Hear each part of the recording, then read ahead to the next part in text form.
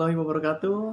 Perkenalkan, nama saya Aditya Pertama dari kelas 201D, Manajemen Pagi dari STY MBI. Di sini saya akan menjelaskan video tentang teori pengambilan keputusan dengan tugas yang diberikan oleh guru kita, dosen kita, Bapak Eko Yulianto, STMM. Semoga beliau selalu sehat, dijaga oleh Allah, dan juga semua teman-teman sehat, nggak ada yang sakit, terhindar dari COVID-19. Oke, untuk tugas yang diberikan oleh dosen kita, Sensei Eko, yaitu tugas pertemuan yang kelima, yaitu tentang gaya pemikiran dan juga persepsi dalam pengambilan keputusan. Oke, bagi teman-teman mungkin ada beberapa yang berbeda pemikiran atau berbeda persepsi dalam suatu pengambilan keputusan. Untuk yang saya definisikan atau saya jelaskan tentang tugas ini, yang pertama ada tentang definisi persepsi. Kalau bagi saya itu persepsi seperti apa ya? Seperti asumsi, seperti apa yang akan terjadi. Kita harus berpikir untuk, wah kita harus berpikir nih kalau misalnya nanti akan kayak gini, pasti akan terjadi seperti itu. Mungkin ya bagi saya seperti itu. Kalau secara teori, persepsi itu adalah suatu proses di mana seseorang melakukan penglihatan, penerimaan, dan juga organisasian, dan juga penginterpretasikan atas informasi yang diterimanya nih dari lingkungan, dari organisasi, atau dari masalah yang dia hadapin gitu guys. Dan juga ada faktor-faktor yang mempengaruhi persepsi. Yang pertama adalah pelaku persepsi. Nah, kalau nggak ada pelakunya ya nggak bisa terjadi. Dan yang kedua adalah target atau suatu masalahnya lah. Yang ketiga adalah suatu situasi. Nah, kalau nggak ada situasi masalahnya, kita juga nggak bakal terjadi kan. Oke guys, dan juga ada penerapan persepsi dalam organisasi atau perusahaan. Yaitu pertama, kalau misalkan mau jadi karyawan baru, pasti ada wawancara.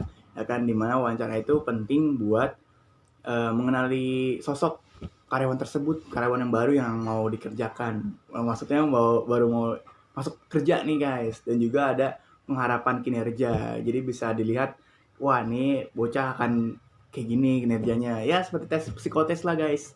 Dan juga ada evaluasi kerja. Evaluasi kerja itu biasanya setahun atau 2 tahun berjalan dia bekerja.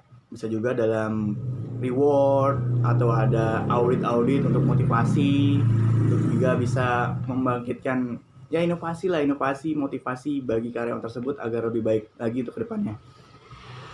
Dan juga upaya karyawan nih, misalkan kayak briefing, ada GM, pertemuannya ya kan, general meeting. Dan juga ada loyalitas karyawan nih guys. Biasanya dalam suatu perusahaan pasti ada loyalitas, totalitas dalam bekerja.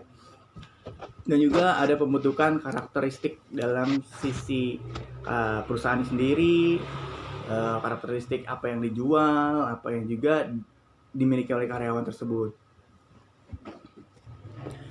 Oke guys, dan juga ada proses pengambilan keputusan nih. Proses pengambilan keputusan itu secara keseluruhan adalah rasional. Dan juga ada beberapa asumsi yang mendasari dari segala suatu masalah. Yaitu ada beberapa macam nih guys. Ada juga model rasional. Rasional itu ada beberapa tahap juga. Dia biasanya ada menetapkan masalah, terus juga mengidentifikasi kriteria keputusannya, dan juga alokasi bobot dan kriteria. Kemudian kembangkan alternatif cara lain untuk menyelesaikan masalahnya, evaluasi, dan juga pilihan alternatif lain. Dan juga nih guys,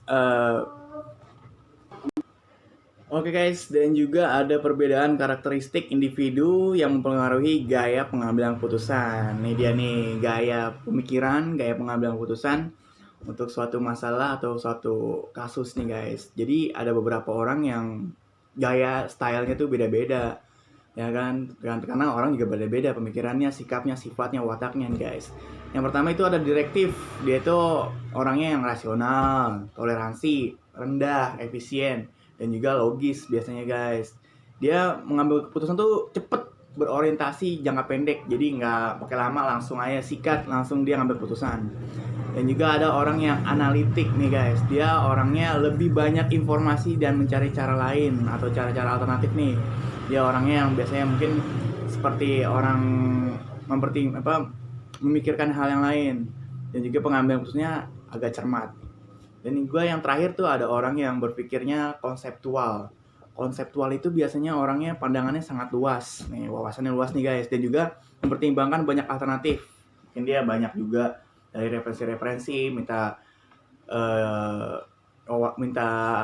masukan dari yang lain, kritikan sarannya nih guys. Mungkin beberapa orang atau beberapa teman-teman yang lain punya pemikiran ya salah satu dari ini.